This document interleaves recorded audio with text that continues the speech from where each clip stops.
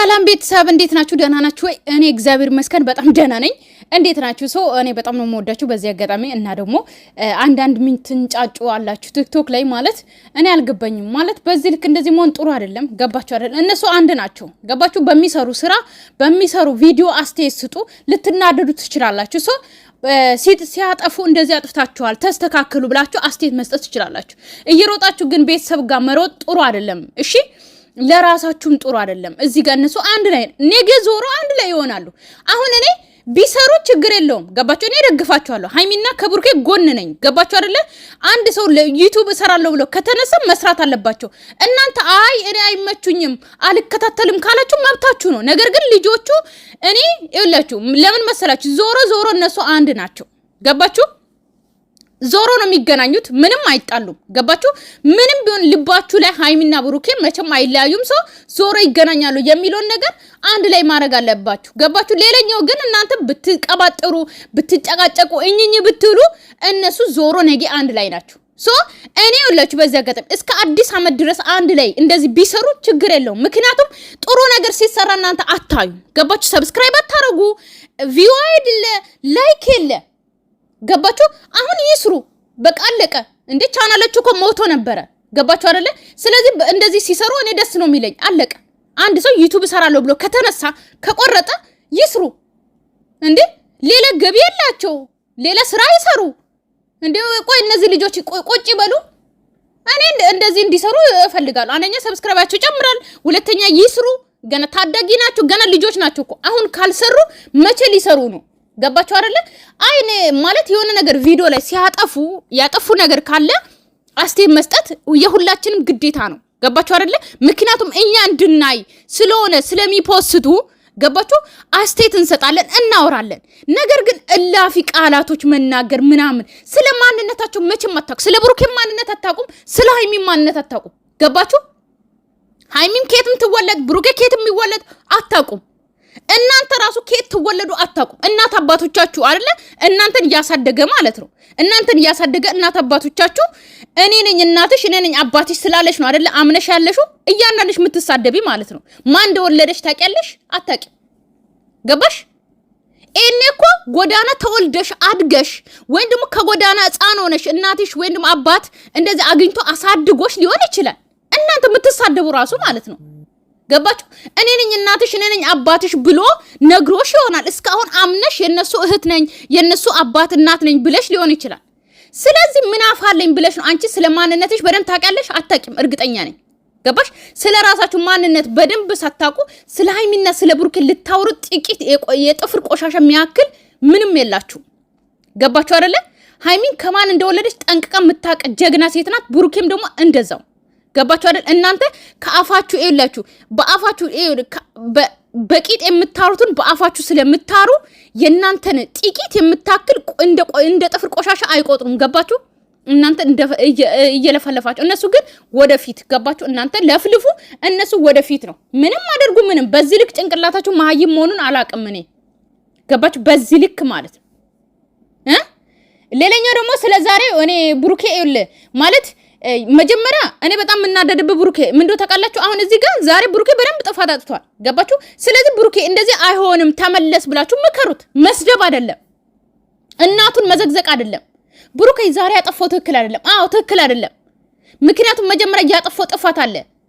እንደ ሎርማን ምንም እንዳላጠፋ ነገር ሚስትን የምትወዳት የምታፈቅራትን ሴት ከሌላ አርግዣለሁ ብላ ካንተ ሳታረግዝ ኢቭን እንኳን ካንተ አርግዣለሁ ስላለች ብቻ ስለ ልጅ ብለ ወይም ደግሞ ስለ እሷን የሆነ ነገር እንዳትሆን ብለ ስም እንዳይጠፋ የሆነ ነገር ለማረግ ወይም ደግሞ ይሄ ነገር እቀርፋለሁ ብለ ከሃይሚ ሳትመካከል ከሃይሚ ጋር እቤት ውስጥ አዲስ አበባ እንሂድ ስላል ከሃይሚ አኩርፋለች። ገባ አይደለ? ስለዚህ መጀመሪያ ኩርፊዋን በጥሩ ነገር ይቅርታ ጠይቅ።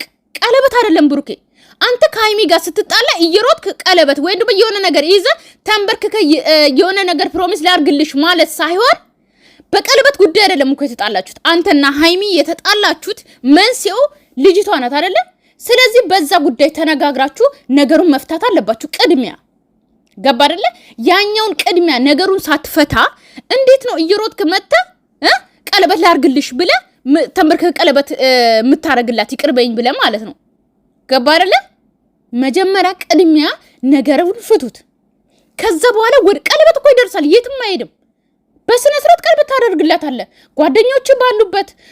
አይሆንም እኔና እሷ ብቻ ማሰር እንፈልጋለን፣ በቤተክርስቲያንም ቃል በቤተክርስቲያንም በእንብንም ሁለታችንን ብቻ ቃል ክዳን እንድናስር እንፈልጋለን ካላችሁ መብታችሁ ነው። ቀለበት ግን ይደርሳል። መጀመሪያ ከሀይሚ ጋር ታርቃችሁ ፍቅር መሆን አለባችሁ። ቅድሚያ ነገሩን መፍታት አለባችሁ። ገባ አይደለ ብሩኬ? ምንም ጊዜ ትምህርት እንዲሆነ ነው። ገባ አይደለ? ሚስት ናት፣ ፍቅረኛ ናት። ገባው? የወደፊት የልጆቼ እናት ናት የምትላት ሴት ናት። ስታኮርፍ ቀለበት ይዘህ መተህ ተንበርክከ ይቅርበኝ ማለት ሳይሆን በቀለበት አላረክልኝም ብላ አይደለም ያኮረፈች አይደለ? መንስኤው ነገሩን ተነጋግራችሁ መፍታት ቅድሚያ። ገባችሁ? እቺ ሀይሚ ካገባሃትን በኋላ አይደለ ልክ እንደ ሚስት ልክ እንደምንም ነገር መፍታት ነው ቅድሚያ ያለበት ብሩኬ። አሁን ሚስት ከሆነች በኋላ የልጆች እናት ከሆነች በኋላ የሆነ ነገር ተጋጭታችሁ ሊሆን ይችላል።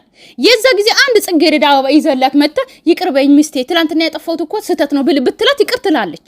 ገባ አይደለ? አሁን ግን እንዴት ከሷ ጋር የማትወዳደረውን ሴት አወዳደርክ? እቤት አስገባለሁ አልክ። ገባ አይደለ? ያኛውን ነገር ይቅርበኝ፣ የዛ ሰዓት ያሰብኩት እንደዚህ ትክክል አልነበርኩም፣ ጥፋተኛ ነኝ በል። ምን ሆነሽ ነው? ምንም ነገር እንዳላረክ ነገር ምን አጥፍቼ ምን ሆነሽ ነው ምናምን ሳይሆን መጀመሪያ ያወራውን ያደረከውን ነገር አስታውለ ሀይሚ እንደዚህ አጥፍቻለሁ ይቅርበኝ፣ ሁለተኛ አይለምደኝም፣ ካንቺ ጋር ማወዳደር አልነበረብኝም ማለት ከሌላ ሰው ጋር ቆመ ከፍፄ ጋር ቆመ ቪዲዮ እንደሰራ ምናምን። ገባ አይደለ? ሀይሚን ቁጭ አድርገ ለፍፄ ነገር ከሆነ ለሀይሚ እንደዚህ እኮ ነበረ ያረኩት እኔ እንደዚህ እኮ አስቤ ነበር፣ ለአንቺ አለማማከሬ ተሳስቻለሁ ይቅርታ አድርግልኝ። ገባ አይደለ? ብለ መጀመሪያ የተጣላችሁበትን ፍቱ። ገባ? የኔንም ጮጋሬን አትጨርስ ብሩኬ። እኔ እኮ እንደዛ አልነበርኩም። እኔ በጣም ተሳዳቢ ነኝ ታቆኛላችሁ አይደለ? እግዚአብሔር ይመስገን የፋሲካ ጾም ከተያዘ በኋላ ነው ልብ የገዛሁት እኔ። እንደዚህ እንትን አይደለም። በጣም ተሳዳቢ ነበርኩ። የሆነ ለመናገር ማለት ተሳዳቢ ስላችሁ በጣም ነበር ምረቅጣቸው። ባጠፉ ቁጥር ልካቸው ነበር ምረቅጣቸው። ገባ አይደለ? ስለዚህ ሃይሚ ያጠፋው ጥፋት አለ። ሃይሚ ያኮረፈችው ለዛ ነው። ስለዚህ ይቅርታ ጠይቅ። ይቅርታ ከጠየቅ በኋላ ይቅርታን ከተቀበለች በኋላ ይቅር ለእግዚአብሔር ካለች በኋላ ቀለበቱ ይደርሳል። ልክ በቀለበት ካላረክልኝ ብላ እንዳኮረፈች እየሮጥክ መተ ቀለበት ታረግላታለህ። እየሮጥክ መተ ቀለበት ምንድን ነው? ልባችሁ ላይ ቀለበት ካሰራችሁ በቂ ነው። እስካሁን እኮ አብራችሁ የቀጠላችሁት እኮ ይሄ ቀለበት ጣታችሁ ላይ ስለከተታችሁ አይደል እንዴ? እየሮጥክ እያመጣ ቀለበት አትሰርላት። አለቀ። ቀለበት ላድርግልሽ አትበል። ቀለበት ወደ ፈቅደ ሚስቴ ሁኚ፣ ልታገቢኝ ፍቃደኛ ሁኚ፣ ላገባሽ እፈልጋለሁ ብለ አስበበት ነው ቀለበት። ዝም ብሎ ቀለበት የሚታሰር አይደለም። እና የኔ ቤተሰብ በጣም ነው የምወዳችሁ፣ በጣም ነው ማከብራችሁ። ከዚህ በላይ ባወራ ደስ ባለኝ፣ ነገር ግን ጥሩ አይደለም። የወደ ያለኑ እንዳለ ካወራን ወዳችን ባዶ ይቀራል። እና እነዚህ ልጆች ካጠፉ ምከሯቸው። ሌላ ነገር መጥፎ ነገር ማውራት ጥሩ አይደለም። ሰላማችሁ ይብዛልኝ። እወዳችኋለሁ። ባይ ባይ።